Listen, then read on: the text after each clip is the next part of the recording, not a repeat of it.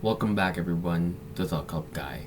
Today I'm going to show you how to block screenshots on WhatsApp. So let's open up our WhatsApp application right here. And now what we want to do is on any message, just to show you how it works, let's go to camera. Let's say I'm going to send this photo. So if you want to block screenshots, just click on this icon right here, the one on the right side, lower right side. And as you can see here, this prevents the recipient from taking a screenshot of the sent file. That's it.